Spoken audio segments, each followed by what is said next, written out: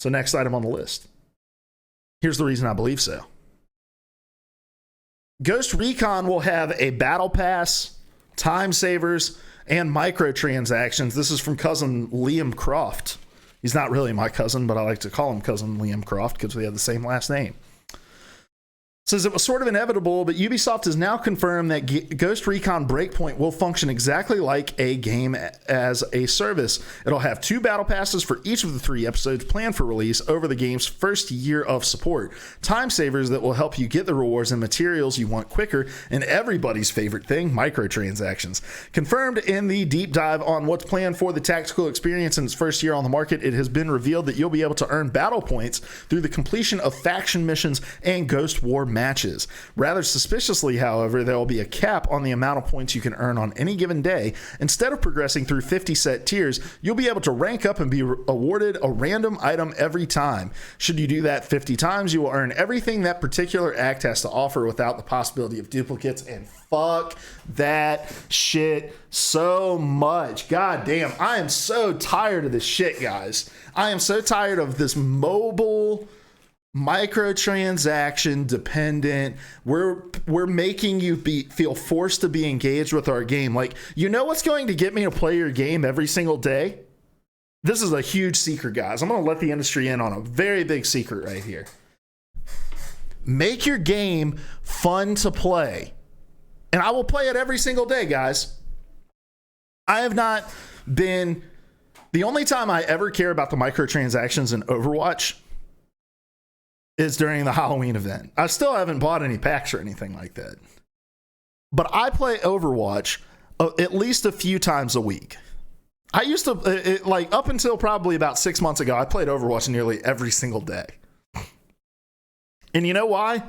Not because any stupid mechanic gets me to come back and have some like forced engagement with the game. It's because the game is fun. It's fun to play. Log on to Gears Pop. Very first day. It's like, hey, open up this email. You get a reward. You get a reward. And then you open the reward and then you get a notification. Log in every day for the next 6 days and you keep getting rewards. And then on the 7th day, if you've logged in every day, you're going to get a really big one. And it's forced engagement. And what they understand is like, if we can get people in the habit of just booting into this game, it's really hard to break that habit. Roy Speedrun says, I've been playing Insurgency Sandstorm almost every day since I bought it. The game doesn't have microtransactions at all. And why do you play it, Roy Speedrun? Is it because the developer comes in and says, Roy, log in every single day and we will do you a great favor? Durka says, that was me with Smite, and they used to reward us for grinding games and things with small amounts of premium currency. And then Roy Speedrun says, they want you to be addicted to the game, plain and simple. And that's it. And I understand. Look, there's a ton of shit to play. Tons of games to play. You want to give me a reason to play your game. But I don't have any faith that your game is fun if you have to bribe me into playing it. No faith in it. So this whole idea that like, hey, there's a limit to the amount of points that you can earn in any given day, like all that makes me think of is a fucking shitty ass mobile game that isn't actually fun and only relies on forcing me to engage in it because I need the next thing. And these time saver things in cooperative games fucking suck, man. And I'm kind of on, like, I'm feeling it now. I'm just on the train. Just laying in here. First of all, Roy Speedrun says, nah, it's because it's super fun and satisfying to play. Exactly. Durka says, if you tell me I can get free shit by grinding, I'm interested. And look, I get that. I'm the same way. Like, you know, a game like The Division. Like, hey, you're constantly upgrading while you grind out your character. Like, that stuff gets me too. But when you just are so transparent about what you're trying to do to people, it just makes me lose all kinds of faith in how fun a product your game is. But I really hate this in a cooperative game where it's like, hey, you can pay for these boosts that let you launch into your progression system, get more items in a cooperative game, because with my group of friends, we don't like to play ahead of one another.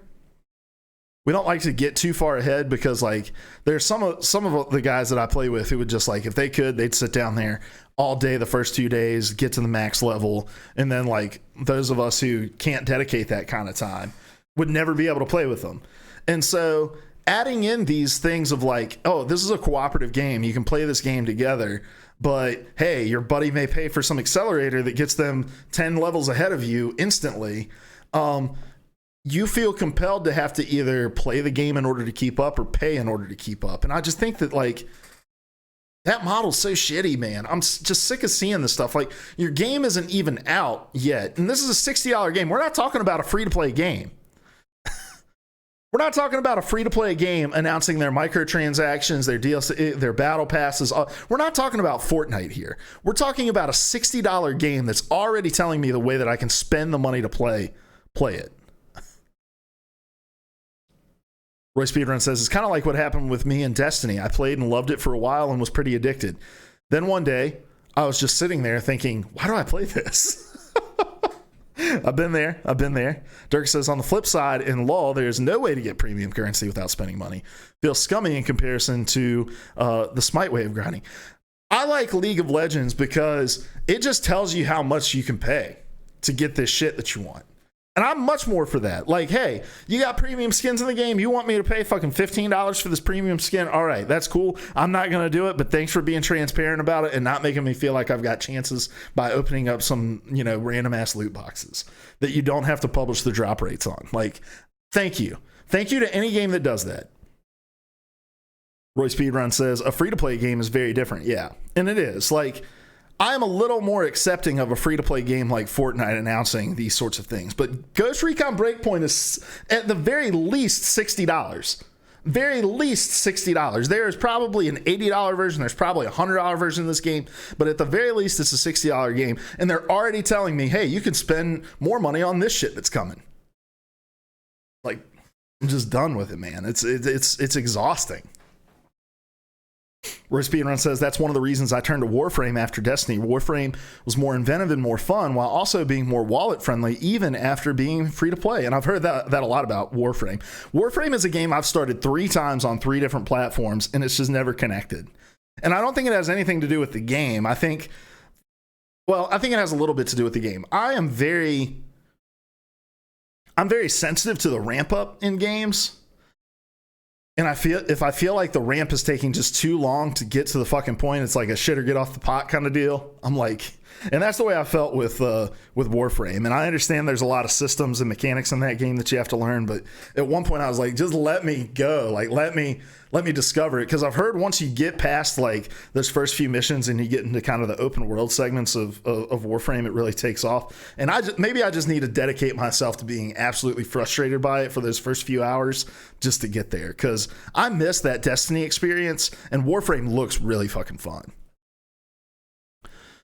Durkin says, well, Smite says the same, but offered a grindy alternative. Spent a bunch of money on Warframe, not because I felt I have to, but because they have held me for years and I did it to support the game. And look, that's totally cool too.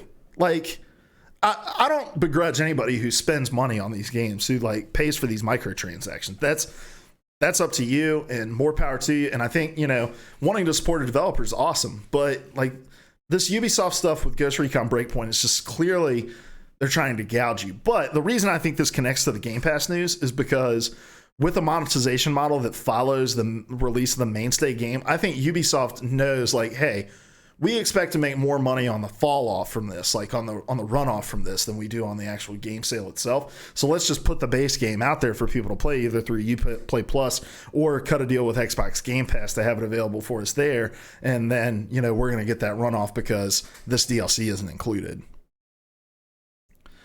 Roy Speedrun says, yeah, I've spent about $10 on Warframe for 190 hours or so. Not bad. And Durkin says, I spent like about 200, I think, in a total over the years, but I've been playing for like 7 years. So Warframe is one of those games I just need to give a shot. So my big prediction for tomorrow is Ghost Recon Breakpoint going to be day and date on Xbox Game Pass. Not willing to eat a pepper for that like I am for The Last of Us release.